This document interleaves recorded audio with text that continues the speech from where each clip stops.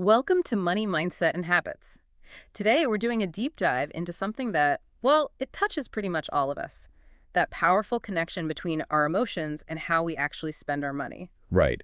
And to really get into it, we're going to follow the story of Jasmine. She's a 34-year-old project manager living down in Dallas. And Jasmine, from the outside looking in, her life seemed pretty successful. Good job, nice apartment, sort of the picture of stability, really. Exactly. But beneath that surface, she was dealing with a pretty significant financial challenge.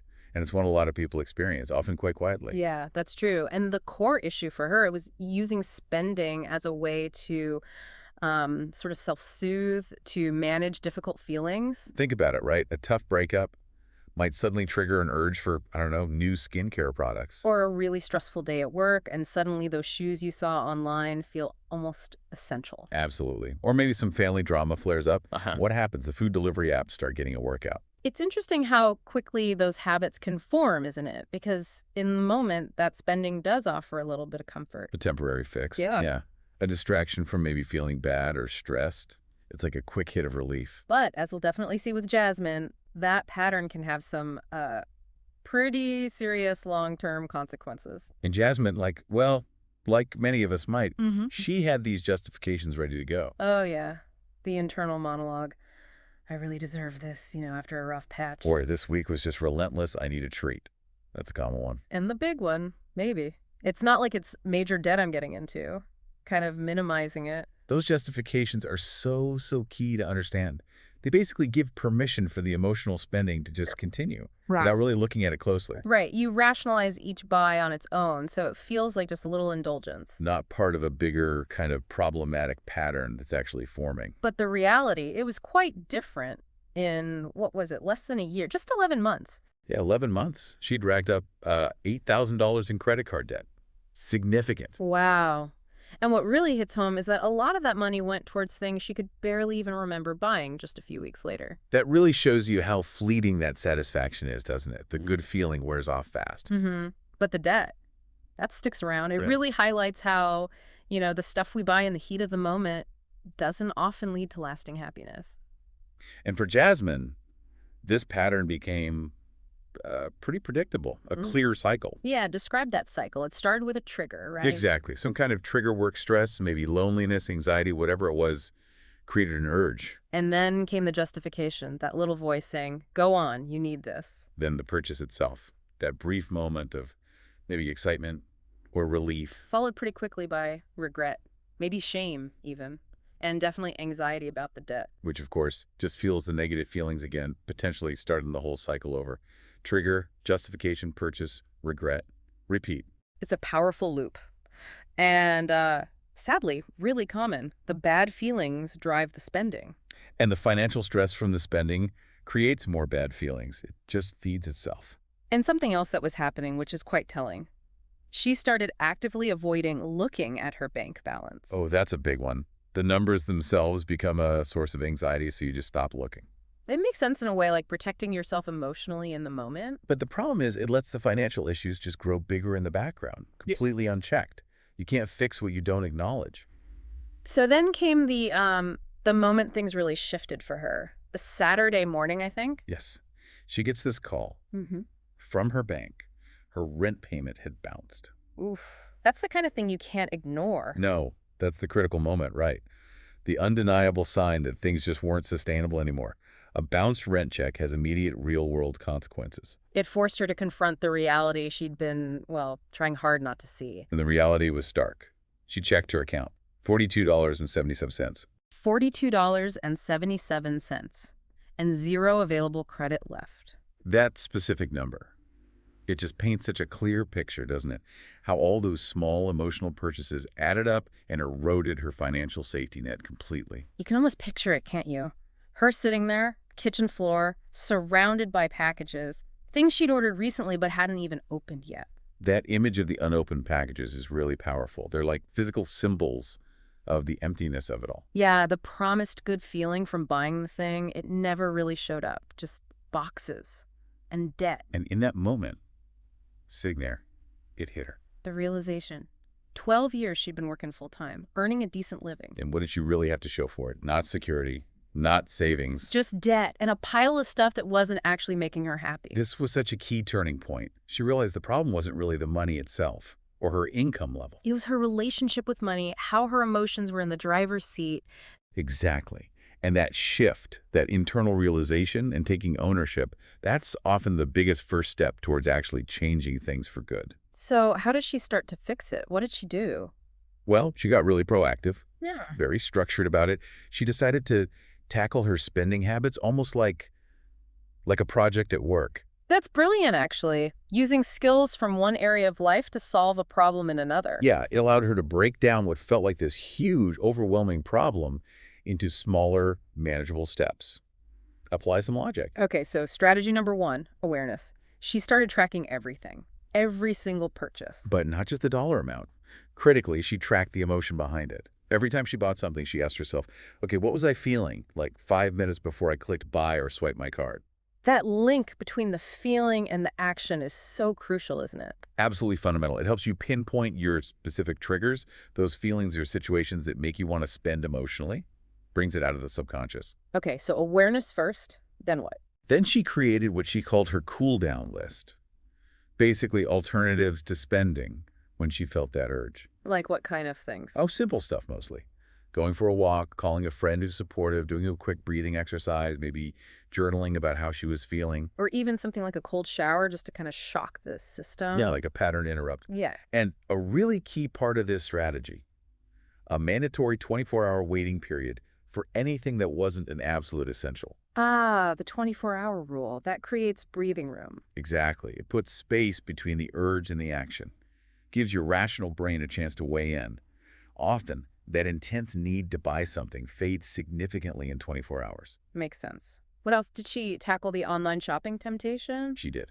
Big time. Deleted the apps. Amazon, Sephora, DoorDash, gone from her phone. So adding friction back into the process. Precisely. If she genuinely needed something online, she had to log in on her laptop. That extra step, that extra moment, gave her more time to think, do I really need this? Okay, smart.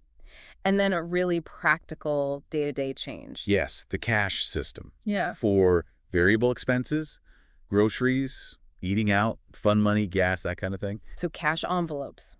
Or just withdrawing a set amount. Withdrawing a set amount each week for each category.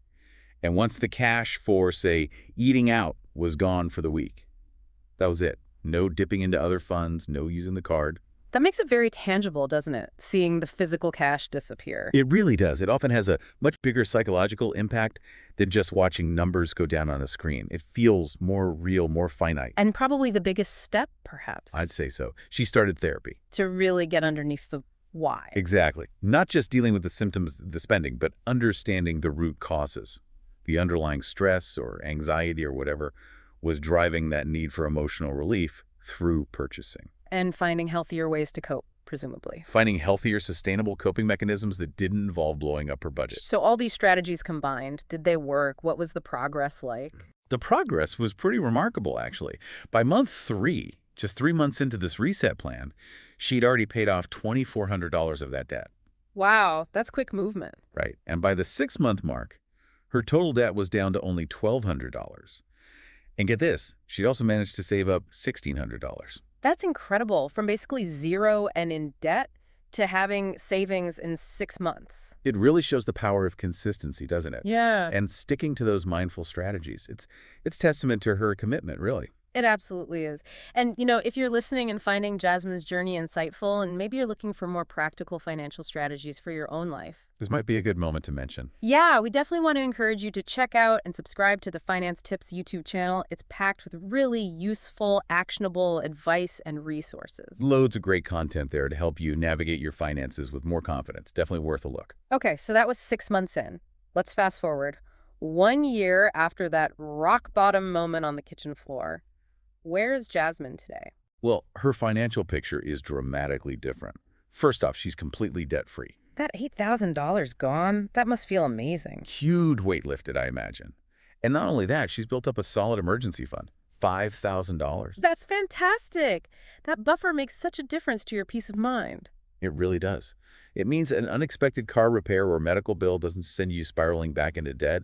It's real security. And is she saving for the longer term too? Yes, consistently. She's putting 15% of her income into a Roth IRA. 15%. That's serious commitment to future security. It really shows that fundamental shift, doesn't it?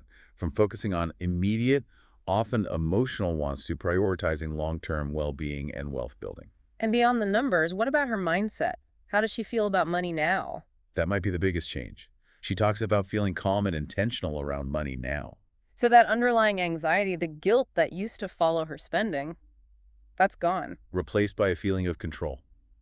Empowerment, even, Hmm. which is huge. That feeling of calm and control, that really is a sign of true financial health, isn't it? It's not just about the balance. No, it's so deeply tied to your emotional state, your overall well-being regarding your money. And her day-to-day habits, shopping, eating out. Also transformed. Much more planned, much more deliberate, driven by conscious choices, not those fleeting emotional impulses anymore. So the shift from impulsive to intentional, that's key. It's the indicator that she's really broken that cycle. Hmm. Her spending aligns with her goals and values now, not just reacting to how she feels moment to moment. And importantly, when she does have a bad day now, because everyone still has bad days, Right, life still happens. she has other ways to cope, ways that aren't destructive financially. Exactly. She's developed healthier, more constructive coping mechanisms. That's real sustainable progress right there. It means life's inevitable bumps don't have to derail her financially anymore. When you look back at her whole journey, what were the biggest lessons she took away from it all? She shared two really powerful insights. The first one was, money doesn't solve emotional pain. It just delays it. Ooh, that hits deep. It's so true. Spending is just a distraction, isn't it? A temporary escape, yeah. And often, it just makes the underlying problem worse because now you have financial stress on top of the original emotional pain. Okay, and the second lesson? The second one, I thought this was incredibly insightful. She said, discipline. That's love in action. That's what healed me. Wow. Reframing discipline not as punishment, but as self-care. Exactly. Shifting it away from feeling like restriction or deprivation Yeah. and seeing it as a conscious choice for your own long-term well-being and happiness. Acting in your own best interests, basically. Even when it's hard, that's powerful. Really powerful reframing. So if Jasmine's story is resonating with you listening right now, maybe hitting close to home, please know you're definitely not alone. Absolutely not. Emotional spending is incredibly common.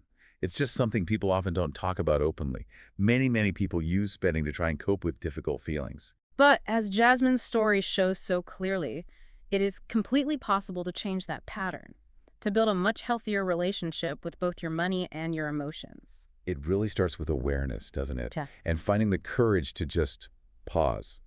Pause before you buy. That pause, that's Yeah. where the power is. That moment between the impulse and the action. That's where you can start making different choices, more intentional choices that actually align with what you want long term. So something to maybe keep in mind this week, your bank account isn't, the measure of your worth as a human being. Yeah, absolutely not. But it often is a pretty clear mirror, reflecting your habits, your daily choices. That's a great way to put it.